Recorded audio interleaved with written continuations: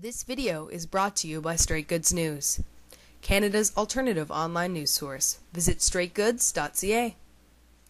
Good afternoon. My name is Tyrone Benskin. I'm the MP for Jean Lebert, the official opposition heritage critic. And I'm joined by my colleagues Nathan Cullen, MP for Skeena, Buckley Valley, and Charmaine-Bourg, membre député pour Terrebonne-Blainville.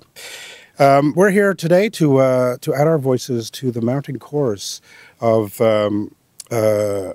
people who are challenging the misguided decision of this government to effectively eliminate Katimavik, the youth exchange program, in its 2012 budget.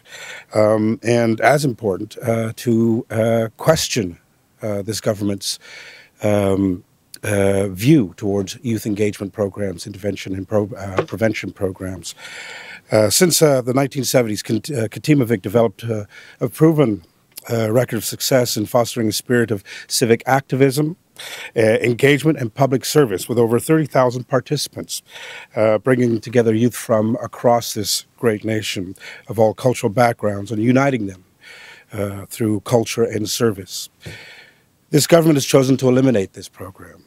It's a flawed decision, it's a misguided decision, and it's a decision that comes from a bed of or an ideological view that is not shared by this party. I myself had the great pleasure of sitting down not more than 3 weeks ago with a group of Katimavik participants in one of the two houses in Montreal, and I was profoundly moved, quite honestly, by the spirit of altruism.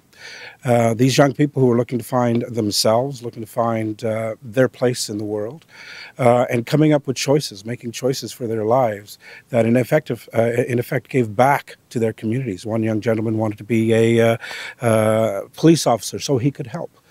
A number of young people were talking about going into youth services, programs that help youth.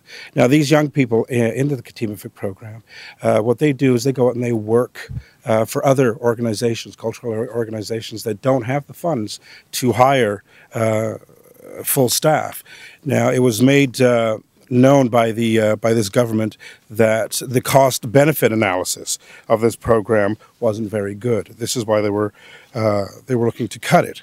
And for every dollar this government puts into Katimavik and programs like that, they get approximately $2.20 back in value. I think that's a pretty good return. And more importantly, I think it's the investment in our youth is something which is immeasurable. As the commercial goes, it's priceless.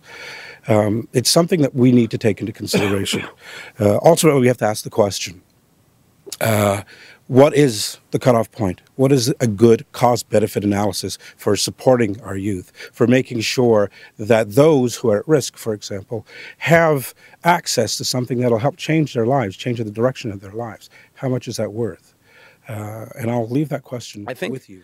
As somebody who spent almost 2 years working for the program in northwestern British Columbia, and as somebody who grew up in downtown Toronto, I was amazed and impressed not just by the courage and the generosity of the students, but also the host communities, the families that participate in this program, and come together in a truly Canadian ideal, which is to share the experience of what Canada is. And essentially that is a series of stories. My story, having grown up in a big city, eventually living and making my home and family in rural northern BC, was in fact aided in large part because of Katimavik. The experience of working with young people, working with these communities and building community was essential to my development as a political representative and potential leader, and it was also something that I was shocked to see in this budget so casually tossed aside. We spoke with people involved with the program, and they had no idea this was coming. No consultation, no conversation about how to improve the program. And if there are improvements, we should say this: we are willing to work with the government to make the program better. But with this government, is so often obvious and clear that it's their pleasure to destroy rather than to build. And in fact, it's much easier to destroy than build. And that's a shame, because if we form government, we will look to exactly these kinds of programs to connect this country, allow our youth to become the leaders that we hope and wish them to be. And it is not acceptable for a government to say the youth penitentiary system is our only youth program. It's not. It's offensive. So we're asking people to reach out through social media, Facebook and Twitter, through the hashtag Save Katimavik, and through our websites to direct their comments to James Moore, the minister, to Mr. Flaherty, the finance minister, and also to the Prime Minister, to allow him to understand what your story is, what the stories of Canadians are, not just the young people that went through this program, but also their parents and communities that they visited and volunteered in and helped build. Because those stories are the ones we need to compel this government to understand one thing, that we must be in the business of building this country, not tearing it apart piece by piece.